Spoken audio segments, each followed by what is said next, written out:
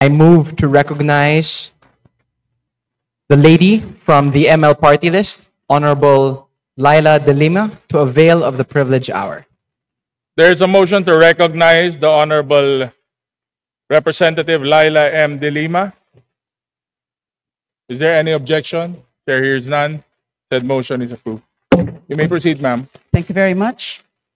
Mr. Speaker, my esteemed colleagues in the House of Congress, I rise to express full concurrence with the contrasona of our minority leader, Representative Marcelino Libanan.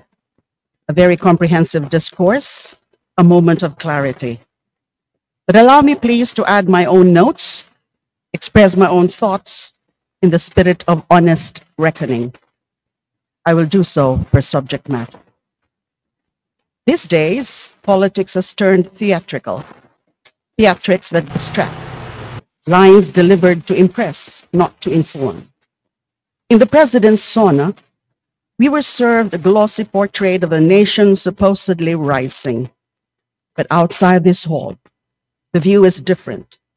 Ang tunay na tanawin, gutom, kakulangan, at pagwawalang bahala.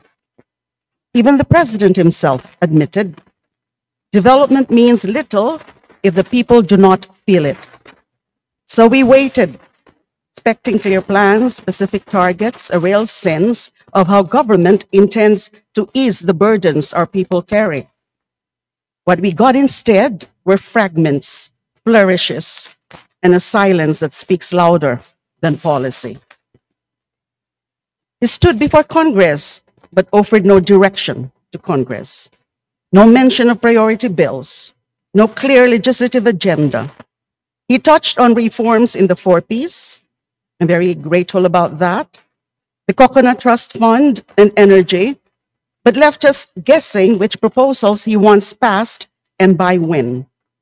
Sayang ang pagkakataon. Kung totoong prioridad ang mga reforma, dapat malinaw. Dapat buong loob na itulak. Sayang din kung hindi man lang nabanggit ang mga panukalang may malawak na suporta. Anti-political dynasty, FOI, National Land Use Act, anti-EJK. Handa naman ng Kongresong makinig. Sana ganun din ang Malacanang. Sabi ng Pangulo, maganda ang lagay ng ekonomiya. Pero kahit daw tough negotiator siya, ayon kay US President Donald Trump, ang naibabalang sa US tariff ay 1%. Even his own economic team has tempered expectations. Growth projections have been revised down. The debt to GDP ratio is climbing. The Philippines' debt to GDP ratio climbed to 62% in March 2025 from 60.7% in the previous quarter. The deficit has, the debt to GDP, the growth projections have been revised down. Growth for 2025 is now projected at 5.5% to 6.5%, down from the government's earlier forecast of 6% to 8%. The deficit has ballooned to 1.5 trillion. These are not numbers you parade. These are warning signs. The real question, ano ang plano? Hindi na pwedeng pakiusapan lang ang gutom. Hindi na sapat ang PR campaign kapag ekonomiya na ang bumabagsak. On subsidies and free services, yes, we heard the roll call of Libre. Free rides, free Wi-Fi, free this, free that. Sounds generous. But the question isn't just what's free, it's what's fair and what lasts. Hindi magic trick ang pamahalaan. Walang libreng serbisyong walang kapalit. Kung layunin lang ay headline bukas at hindi solusyon para sa susunod na dekada, nauuwi lang sa limos ang serbisyo. What we need is a public transport system that runs, not just rides the trend. We need strong, affordable internet access, not free Wi-Fi that disappears before it loads. And when we talk about subsidies, they should come with real pathways, training, support, and access to credit. Otherwise, we're giving people a life vest in a storm, but no boat.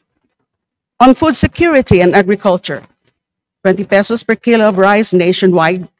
That was the headline, but again, where's the follow-through? We ask, sustainable ba ito? Maabot ba ng mga hindi malapit sa kadiwa? Mas mahalaga, nasaan ang suportang matagal nang hinihingi ng mga magsasaka? We need more than promises. We need distribution networks for equipment and facilities, cold storage, post-harvest support, real crackdowns on price manipulation. Words won't plug the leaks in our rice supply. And smuggling? It's still a sport in this country. Time to retire the playbook. Time to protect Filipino farmers like we mean it. On health. The president's health claims sounded impressive until you asked someone who actually went to the hospital. PhilHealth daw covers emergency outpatient care. Pero ang kwento ng mga pasyente, konsumisyon na nga ang sakit, konsumisyon pa ang bill.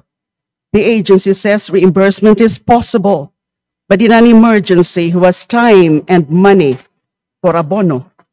Sa dami ng kwentong ganito, ang tanong, sino ba ang niloloko natin? The president says there's now a doctor in every town. Good. But a lone doctor without medicine, without equipment, without trained staff is not a health system. That's a photo op waiting to happen. Zero balance billing has also been around for years, but walk into any public hospital and ask if it's real. Patients still choose not to seek treatment, afraid of the bill that might bury them deeper than the illness. If the goal is universal health care, then let's stop pretending we have arrived. We're still stuck in triage. On corruption. Flood control projects daw ang tututukan. Tama lang. Galing lang nga po ako dun sa briefing sa Accounts Committee. Briefing on the infrastructure projects, especially the flood works projects. I wanted to listen to the briefing, but I know that I am scheduled to deliver this. So tama lang po ang flood control projects. Diyan talaga lumulubog ang pondo. We welcome any serious investigation. But serious means names, charges, jail time.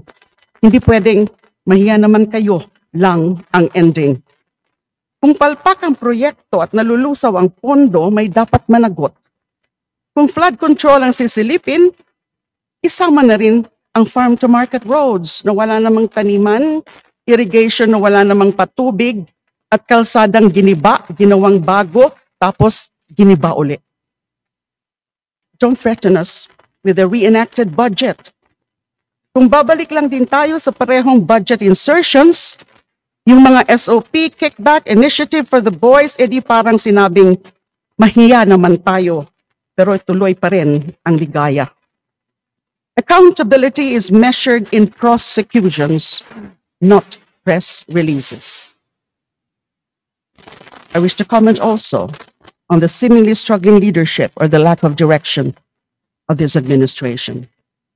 The president named the problems: broken healthcare, poor education outcomes, weak job creation, food insecurity, a struggling agri-sector. He acknowledged them, then moved on. Walang direksyon, walang focus, walang giya. May makina ang gobyerno pero walang driver. Paikot-ikot, patungong wala.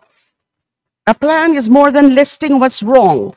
It's about telling the people where we're going, how we're going there or getting there, and who's coming with us.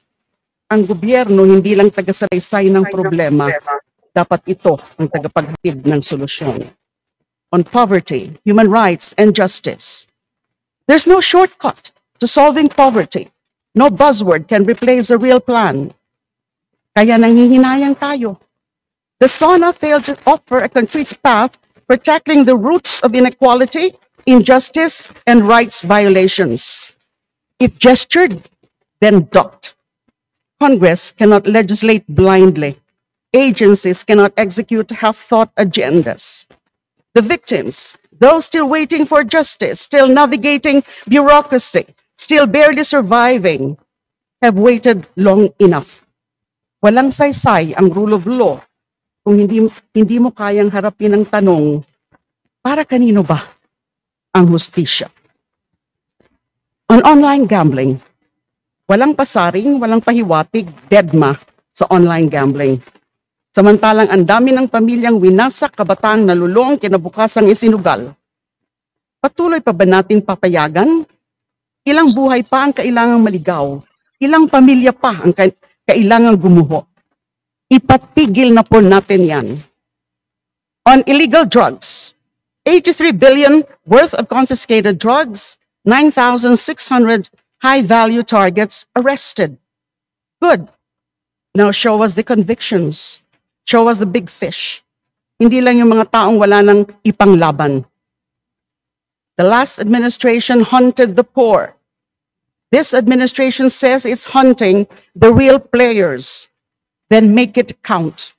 Sampulan ang malalaking drug lord. Mga tunay na drug lord. Tapusin ang kasinungalingan ng mahirap lang ang salarin. Hindi dapat ginagawang trope ang laban sa droga. Buhay at kalayaan ang nawala. Kasama ako sa mga napagdiskitahan dyan. On other marginalized sectors, para sa mga manggagawa, walang umento, walang pagbanggit sa kontraktualisasyon. Para sa mga katutubo, wala man lang pagkilala sa kanilang pakikibaka at karapatan sa lupaing ninuno. Para sa kababaihan, walang tugon sa lumalalang bilang ng maagang pagbubuntis. Para sa mangingisda, puro alon, walang ginhawa.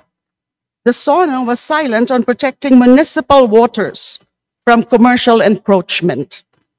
15 kilometers is the law. Pero kung wala namang pagpapatupad, parang wala na rin. Whole sectors erased by omission. That silence is telling. Minsan mas maingay ang hindi sinasabi. On the impeachment case, the Supreme Court voided the impeachment complaints against the Vice President. And we are hoping against hope that the High Court reverses itself. A ruling this controversial and the President had nothing to say. It struck at the heart of checks and balances. It raised questions about accountability, about the integrity of institutions. Pero kahit isang linya, wala. You claim to uphold the Constitution, then speak when it's tested. On international matters, specifically ICC and West Philippine Sea, we waited for a statement on rejoining the ICC or the Rome Statute. None. We waited for a stand on China's continued harassment in the West Philippine Sea. None. We support the policy, friend to all, enemy to none. Our fishermen are being blocked, harassed, threatened. Our sovereignty is being chipped away. Ano pa ba ang gagawin natin para palakasin ang ating laban sa WPS? Kinalimutan na ba ng gobyerno ang planong pag-aayin ng panibagong kaso laban sa China in an appropriate international tribunal? On accountability and call to action. The revival of love bosses may be charming, but nostalgia is not policy. We're in a crisis. Hindi pa ito panahon ng throwback. Mr. Speaker, the people don't need applause lines. They need a government that tells the truth, gets the work done, and plans for more than the next press release. As this administration enters its second half, the temptation to govern for campaign optics, not country, will only grow stronger. We must be vigilant. Bawat budget insertion, bawat subsidy na walang plano, bawat hakbang na para sa boto, hindi sa bayan, dapat po nating bantayan. Last week, kasama ko sina Representatives Crisa Lagman, Kakabag-aw at mga kinatawan ng Akbayan, Representatives Chel Jokno, Percy Sendanya at Dada Ismula. Naghain kami ng Open BICAM Joint Resolution for transparency and accountability. Hindi lang para sa oposisyon, para sa buong sambayanang Pilipino. At hindi rin namin nakakalimutan, nanonood ang taong bayan. Hindi sila basta-basta nabubulag sa propaganda. Hindi sila extra sa drama ng kapangyarihan. Gobyerno ito, hindi teleserye.